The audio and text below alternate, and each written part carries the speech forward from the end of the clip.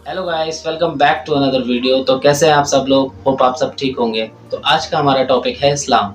पर इस टॉपिक को जानने से पहले एक सवाल है कि आखिर ऐसी क्या वजह है जो लोग दूसरे धर्म को छोड़कर इस्लाम एक्सेप्ट कर रहे हैं। ये ब्रिटेन की अल्फ्रेड विलियम बेस्ट कंपनी के मालिक बिलियनियर अल्फी बेस्ट, ब्राजील के फेमस फाइटर नेसिमेंटो, रशिया के ऑर्थोडॉक्स चर्च के पादरी, अमेरिका के famous rapper डर्क Derek, famous internet celebrity Andrew Tate, Vivian Dsena, हिलेरियन हैगी, इंडियन यूट्यूबर परम और ऐसे ही कितने नाम जो शो भी नहीं होते, ये लोग बड़ी शिद्दत से इस्लाम एक्सेप्ट कर रहे हैं। तो आखिर क्या वजह है और क्यों? तो देखते हैं ये वीडियो और जानते हैं। जबकि अगर देखा जाए कि एक ऐसा टाइम भी चल रहा है जिसमें इस्लामोफोबिया भी अपने चरम पे है, लेकिन फिर भी लोग, और वो भी इंटेलेक्चुअल पीपल, बाकी धर्म के कंपैरिजन में इस्लाम को ज्यादा इंपॉर्टेंस दे रहे हैं। आज की इस वीडियो में हम जानने की कोशिश करेंगे कि इस्लाम दुनिया का फास्टेस्ट ग्रोइंग रिलीजन क्यों है। इस वक्त पूरी दुनिया की पॉपुलेशन 8 बिलियन मार्क को क्रॉस कर गई, जिसमें Christian 31.11%, Muslim 24.9%, secular, non religious, agnostic, atheist, इन सब की पॉपुलेशन 15.58%, हिंदू 15.16% और बाकी बचे 13.25% में सभी रिलीजन आते हैं। दुनिया में पहली सबसे बड़ी मुस्लिम पॉपुलेशन इंडोनेशिया में रहती है, दूसरी पाकिस्तान में और तीसरी इंडिया में। तो स्टडी के मुताबिक 2050 तक इंडिया दुनिया का सबसे बड़ा मुस्लिम पॉपुलेशन वाला देश होगा। लेकिन अगर आप वर्ल्ड वाइड देखते हैं तो इस्लाम का ग्राफ लगातार तेजी से आगे बढ़ रहा और साल 2060 तक इस्लाम दुनिया का सबसे बड़ा रिलीजन बन जाएगा। Japan, Europe, France, America, India जैसे कई देशों में इस्लाम सबसे तेजी से आगे बढ़ने वाला धर्म बन गया है। तो अब सवाल आता है कि आखिर इस्लाम इतनी तेजी से क्यों आगे बढ़ रहा है। तो इसका पहला रीजन जो हमेशा से बताया गया कि मुसलमानों में फर्टिलिटी रेट बहुत ज्यादा है, बाकी रिलीजन के कंपैरिजन में मुसलमान ज्यादा बच्चे पैदा करते हैं। यही वजह है कि मुसलमान तेजी से आगे बढ़ रहे हैं, जबकि सेंट्रल हेल्थ मिनिस्ट्री के सर्वे के मुताबिक मुसलमानों के बीच फर्टिलिटी रेट भी कम हुआ है। दूसरा रीजन, दूसरे धर्म के लोग तेजी से इस्लाम की तरफ अट्रैक्ट हो रहे हैं। पर डे कहीं ना कहीं से न्यूज आती है किसी फेमस इंडिविजुअल ने इस्लाम धर्म अपना लिया। कहीं कोई फेमस बिलियनियर होता है, तो कभी कोई फेमस फाइटर, तो कभी कोई फेमस रैपर, सेलिब्रिटी। ये उन लोगों की खबरें होती है जो कहीं ना कहीं फेमस होते हैं, लोग उन्हें फॉलो करते हैं। लेकिन ऐसे भी बहुत से लोग हैं जो इस्लाम अपना तो रहे हैं, लेकिन आम लोग होने की वजह से उन्हें सोशल मीडिया पर या न्यूज पोर्टल पर जगह ही नहीं मिल पाती। एक मोटा मोटा आंकड़ा आपको बताते हैं। द न्यूयॉर्क टाइम के मुताबिक अमेरिका के टोटल मुस्लिम पॉपुलेशन में 25% कन्वर्टेड मुस्लिम है और एक एस्टिमेट के हिसाब से करीब 20,000 से ज्यादा अमेरिकी हर साल इस्लाम कबूल कर लेते हैं। इसी तरह ब्रिटेन में करीब 6,000 लोग इस्लाम धर्म में शामिल हो जाते हैं। जापान भी एक ऐसा देश है जहां लोग तेजी से इस्लाम की तरफ आ रहे हैं। वसेदा यूनिवर्सिटी के अकॉर्डिंग पिछले 10 सालों में जापान में मुसलमानों की आबादी डबल से भी ज्यादा हो गई, जिसमें करीब 50,000 से ज्यादा जापानी लोगों ने इस्लाम कबूल कर लिया। और अभी हाल ही में एक रिपोर्ट आई जिसमें बताया गया कि दुनिया में मुस्लिम पॉपुलेशन 2 बिलियन मार्क को क्रॉस कर गई, जिसमें एक बड़ा नंबर कन्वर्टेड मुस्लिम का है। अब सवाल आता है कि आखिर लोग इस्लाम में कन्वर्ट क्यों हो रहे हैं, ऐसा क्या है इस्लाम में? तो इसका कोई एक जवाब नहीं। इस्लाम कबूल करने वाले लोगों से जब पूछा गया कि आपने इस्लाम क्यों कबूल किया, तो ज्यादातर लोगों ने अलग अलग रीजन बताए। लेकिन एक जो कॉमन रीजन देखा गया वो था कि जब कोई नॉन मुस्लिम किसी ऐसे मुस्लिम के कांटेक्ट में आया जो एक्चुअल मुस्लिम था, इस्लाम के बेसिक्स को फॉलो करता था, तो उसे देख के वो उसकी तरफ अट्रैक्ट होते और इस्लाम के बारे में जानने की कोशिश करते, जिसमें कुछ ऐसी चीजें उन्हें मालूम चलती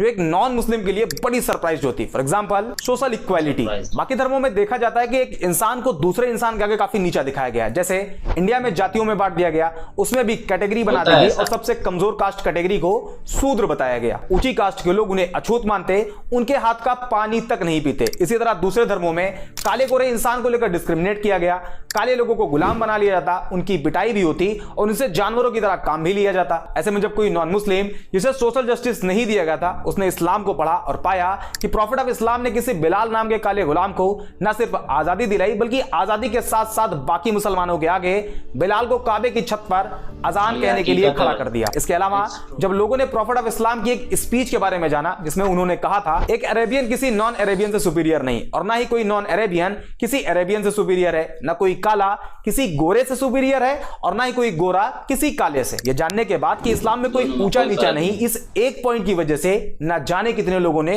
इस्लाम कबूल कर लिया। दूसरा रीजन फॉरगिवनेस। इस्लाम में माफ कर देने वाला जो कॉन्सेप्ट है वो भी बड़ा शानदार है। जब लोगों ने उसे जाना तो वो भी उन्हें बहुत पसंद आया और लोगों ने इस्लाम कबूल कर लिया। फॉर एग्जांपल मान लीजिए कि अगर किसी इंसान को एक पूरी कम्युनिटी बुरा भला कहे, उसे बाइकआउट कर दे, यहां तक कि उसे जान से मारने की कोशिश करे, तो रिएक्शन ये होगा कि जब भी उसे उस कम्युनिटी पर कंट्रोल मिलेगा वो अपना बदला जरूर लेगा। सारे लोगों से ना सही, लेकिन उन लोगों को जरूर टारगेट करेगा जो उसके खिलाफ उसके ही लोगों को भड़काते थे, उसे मार के लाने वाले को इनाम देने की बात कहते थे। आमतौर पर यही देखा जाता है, लेकिन इस्लामिक हिस्ट्री में इसके जस्ट उल्टा है। 7th सेंचुरी में जब इस्लाम की शुरुआत हुई, उसके कई सालों बाद तक, करीब 10 साल बताया जाता है, इस पीरियड में टोटल 40 से कम मुसलमान थे। उस टाइम अरब के जो पावरफुल लोग थे वो मुसलमानों को परेशान करते, प्रॉफिट ऑफ इस्लाम को जान से मारने की प्लानिंग करते, उन्हें जान से मार देने वाले को इनाम देने का वादा करते। यहां तक कि उस टाइम जितने मुसलमान थे उन सभी का सोशल बाइकआउट कर दिया गया और 3 साल तक अबी तालिब नाम की एक पहाड़ी पर कैद कर दिया गया। और मक्का के सरदारों ने यह अनाउंस कर दिया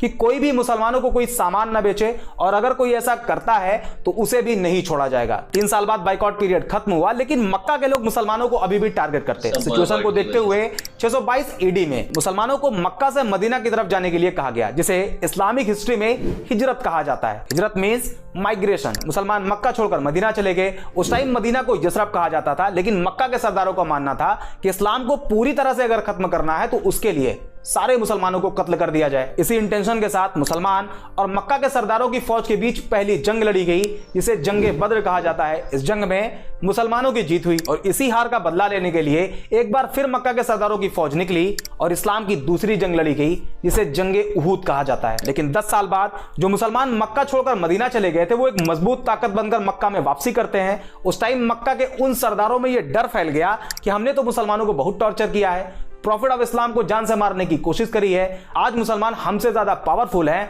और अब वो हमें नहीं छोड़ेंगे। इस डर से बहुत से लोगों ने सरेंडर कर दिया और बहुत से लोग मक्का छोड़कर भाग गए। लेकिन जब प्रॉफिट ऑफ इस्लाम ने अपनी बात कहनी शुरू करी तो लोगों ने जो सोच रखा था वो उसके जस्ट उल्टा था और एक पब्लिक अनाउंसमेंट करी गई कि जिन जिन लोगों ने मुसलमानों को परेशान किया था, मुसलमानों को मारा था, मक्का छोड़कर मदीना जाने के लिए मजबूर किया था, उन सभी को माफ किया जाता है। ये एक सेंटेंस इतना इफेक्टिव साबित हुआ कि जो पहले इस्लाम को खत्म करना चाहते थे उन सभी ने इस्लाम कबूल कर लिया। और आज भी इसका इंपैक्ट इतना ज्यादा है कि जब कोई नॉन मुस्लिम इस्लाम के इस चैप्टर को पढ़ता है तो इस्लाम की तरफ अट्रैक्ट होता है। तीसरा और सबसे बड़ा रीजन है बिहेवियर। आज सोशल मीडिया पर इस्लाम की जिस इमेज को प्रेजेंट किया जा रहा वो इस्लाम की रियलिटी नहीं। हालांकि मैं ये भी क्लेम नहीं कर रहा कि इस्लामिक बेसिक्स के अकॉर्डिंग सारे मुसलमानों का बिहेव अच्छा है। इस्लाम तो कहता है कि शराब पीना हराम है और शराब सभी बुराइयों की मां है, लेकिन फिर भी आज का मुसलमान शराब के ठेकों की लाइन में आपको लगा हुआ दिखाई देगा। बट अनदर हैंड कुछ मुस्लिम्स ऐसे भी हैं जिनका behave as it is Islamic basics के हिसाब से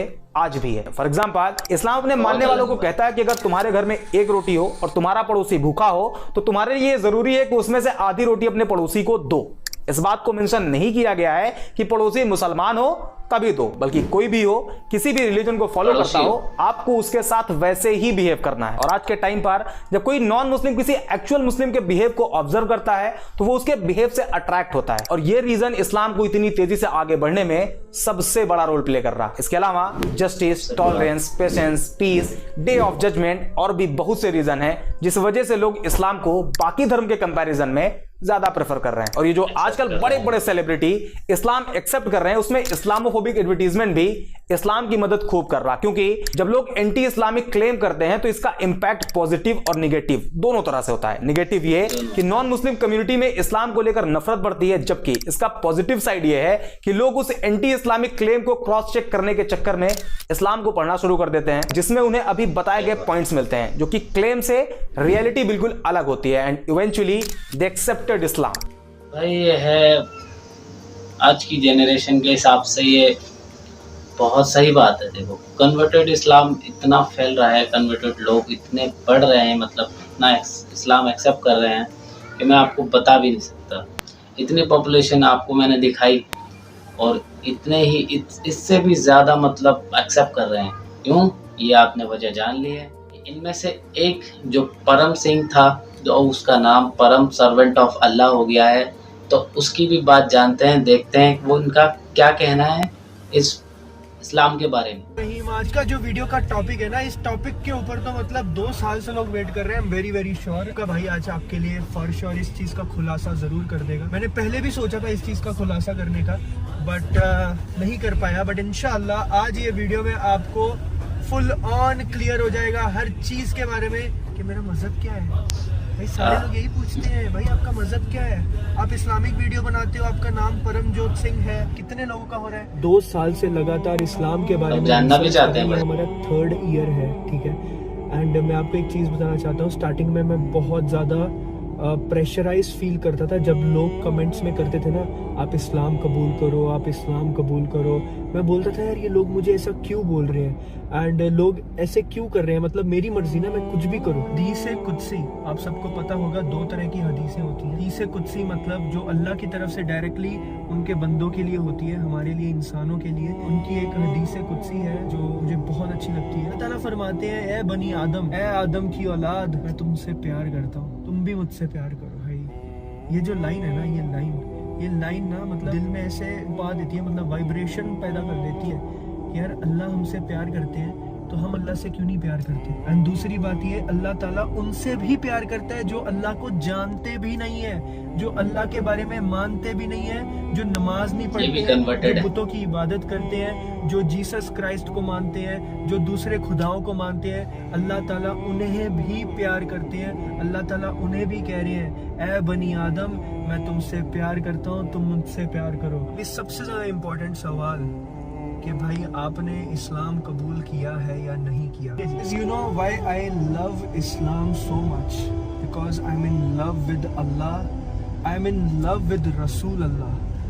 आप सोचो आजकल की दुनिया में जब लोगों को कोई सलाम ठोके, उनको जीजी करके बुलाए, कि इज्जत करे, तो वो लोग ऐसे तन के चलने लग जाते हैं ऐसे। भाई मैं कौन हूँ पता नहीं, मैं महाराजा हो गया पता नहीं यहाँ का, ये पूरा देश मेरा है, ये पूरी दुनिया मेरी है, मैं ही इसका दाता हूँ, ऐसे करते हैं लोग। बट हमारे रसूल अल्लाह मोहम्मद सल्लल्लाहु अलैहि वसल्लम, जिनको फरिश्ते तक ऐसे मतलब उनको सलाम ठोकते थे, मतलब आप सोचो फरिश्ते रसूल अल्लाह मोहम्मद सल्लल्लाहु अलैहि वसल्लम को सलाम ठोकते थे, बट रसूल अल्लाह फिर भी अपने कंधे झुका के चलते थे, डाउन टू अर्थ थे, हमेशा डाउन टू अर्थ रहते थे। मतलब आप उनकी ज़िंदगी देखो यार, उनकी ज़िंदगी से कितना कुछ सीखने मिलता है। As a husband, as a father, as a इबादत गुजार, as a best person in the world, as a best अखलाक। भाई क्या नहीं था उनमें, भाई क्या नहीं था।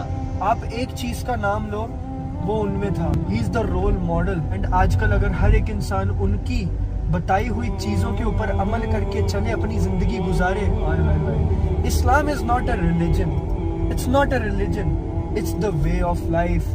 लाइफ जीने का द बेस्ट तरीका आपको इस्लाम से पता चलता है और कहीं से पता नहीं चलेगा। लोग बोलते हैं यार कि इस्लाम में बहुत कट्टरपंथी है, 5 टाइम नमाज पढ़नी पड़ती है। यार मैंने 5 टाइम नमाज पढ़ता हूँ डेली, अल्हम्दुलिल्लाह 5 टाइम नमाज पढ़ता हूँ, और नमाज पढ़ने से मैं कितने सारे गुनाहों से बचा हूँ मुझे पता है। मुझे पता है भाई कितने सारे गुनाहों से मैं बचा हूँ। और उसके साथ साथ इस्लाम में सामने वाले की रिस्पेक्ट करना, सामने वाले को अच्छे से उससे बात करना, अच्छा अखलाक रखना, उसका दिल नहीं दुखाना, ये भी अपने दिमाग में रखना।